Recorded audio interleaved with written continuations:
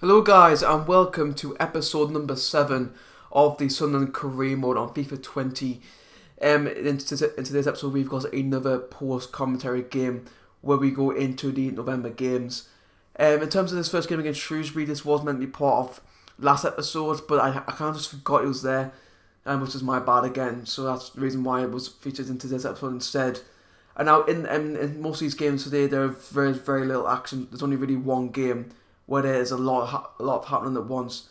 But we start off here against Shrewsbury. It was a pretty dead game until we see Will Grigg has the ball in the box. The keeper comes out, it's saved again, and Chris Maguire manages to fumble the ball into the net to put Sunderland 1-0 up with less than 20 minutes to go. Which, you know, normally which would get the win, especially against a side like Shrewsbury, who aren't the best of teams and are notorious for their time wasting, might add, especially away from home. Which may add, so yeah, 1-0 up there, but as you know, it is Sunderland and it is me on career mode. And Shrewsbury, what a ball over the top that was. I think it was Morrison who scored for Shrewsbury. I can't quite remember the name. But yeah, Shrewsbury do got to tell over the top through balls for the opposition. They are so overpowered in this game. And that game did finish 1-1. So once again, it wasn't the best of starts to the episode, a 1-0 draw with Shrewsbury. But then it turns out that they were actually 6th in the table prior to that game. So, you know, maybe in the end it wouldn't be such a bad result ever. But now we do have a home game against Southend, which we do have one of two pre-match conferences to attend. This is basically just because we were second in the league and we are coming up against a team who were third, Southend, which is very contrasting, especially in real life, considering where they are on the table. They are currently, I believe they are second bottom of the league in real life. I think maybe Wimbledon might be there in real life, I'm not so sure.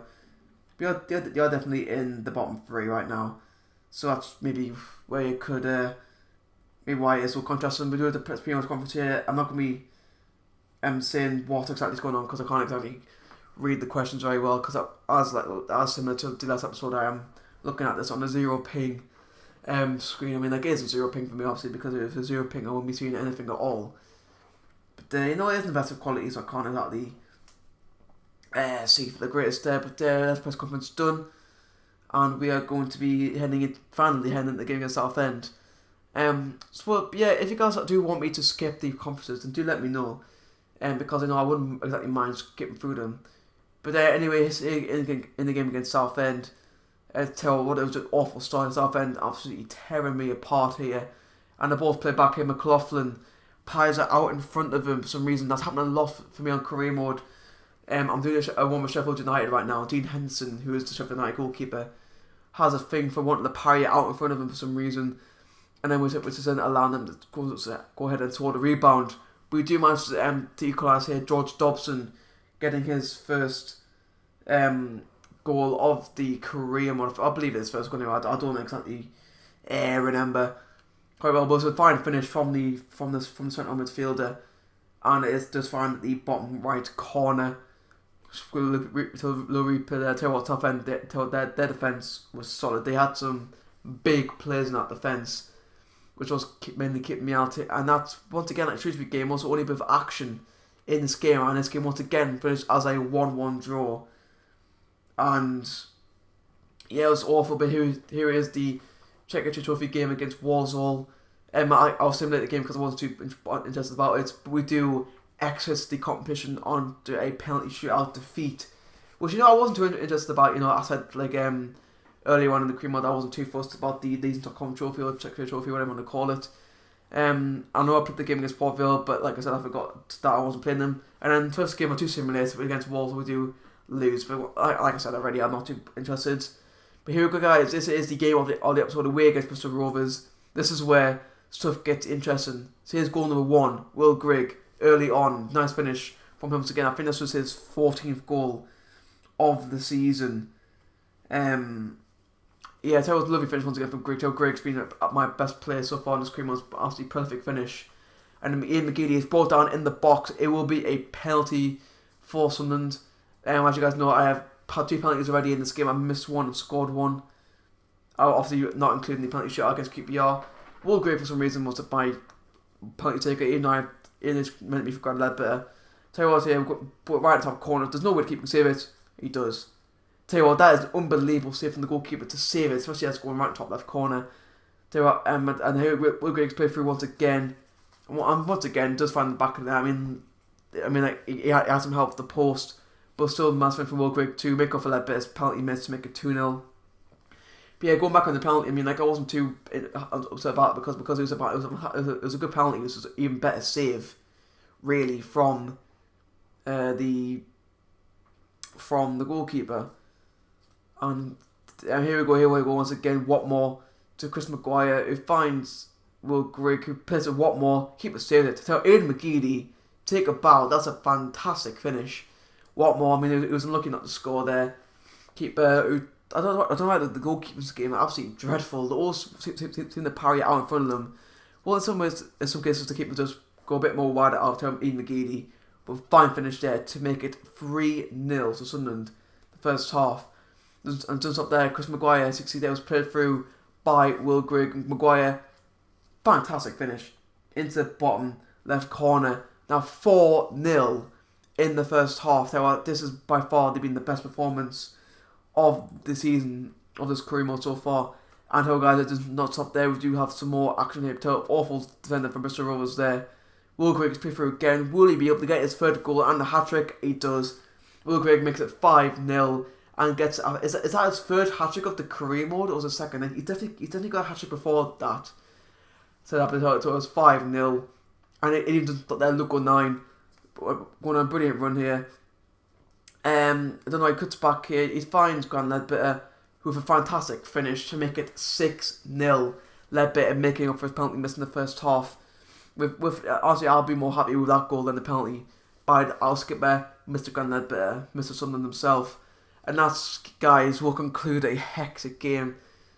Is it the Memorial Park, Bristol Rovers ground? Sorry, I forgot what their ground's called. So an absolute riot and 6-0 win. So I could not imagine getting absolutely hammered in your own backyard. So Will Gregg getting a hat-trick. I'm pretty sure he got at least an assist in that game as well, maybe even 2. Will Gregg definitely contributed to a lot of the goals there. And now, guys, I don't know, I think it's the last game of the episode. I can't quite remember. We do have Coventry. Once again, we do have another pre-match conference, and this is just because, just like the Southend game, this is another second versus third game. Now, since the Southend game, which they did play Coventry, ended up leapfrogging them into third place. And they are now in third place. Obviously, Sunderland and Coventry are sort of rivals in the league, sort of real life, and obviously in the past as well. No notably, Coventry did obviously beat Sunderland 5-4 last season at the Stadium of Light, and so I was looking to get revenge this one, especially since we are playing at the Stadium of Light once again.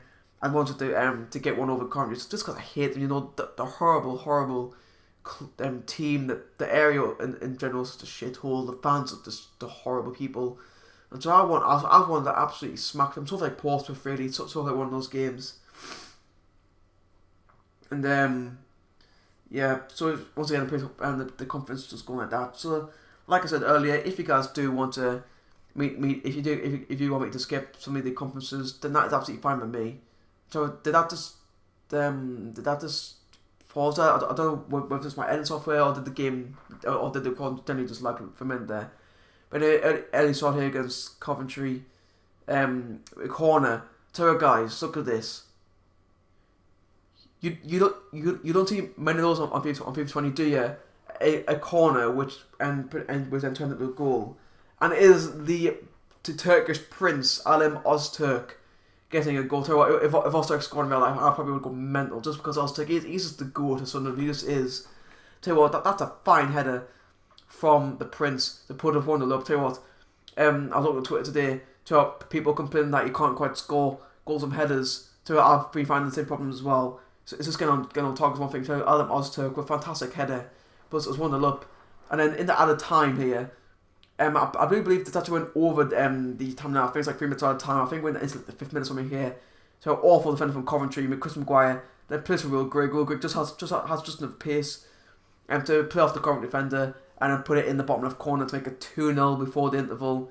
And like I said, I've got to thank the referee there because we were way over the half-time limit obviously it was 3 minutes, and I think we were in the 5th minute or something like that to make it 2-0. Another replay here to Greg has just enough pace here to he is not the fastest person, Will Greg, but he has just enough there to get past the current defender. And once again from Will Greg, it's a fine finish. It's our 17th goal, I think, for Sunderland. So now that's absolutely mental. But Coventry do get a goal here, and once again the over the top through balls for the AI are just overpowered in this game. I don't know why, but it seems like whenever I try to make one, it just goes pear shaped. But that all seems fine. I tell you what, that's a fantastic assist to the assist. As you could like, Coventry do get a goal back, but into added time. Maguire did the option. He finds Will Grigg, who manages to slot it in the bottom left corner to make it 3-1 to Sunderland. And doesn't mean we do get a win against Coventry, which is all I want to do, really. As you guys know, I don't like Coventry, as I said earlier. So this was the cherry on top of the icing, on top of the cake, the 3 steps there, equaling the 3 goals for us today.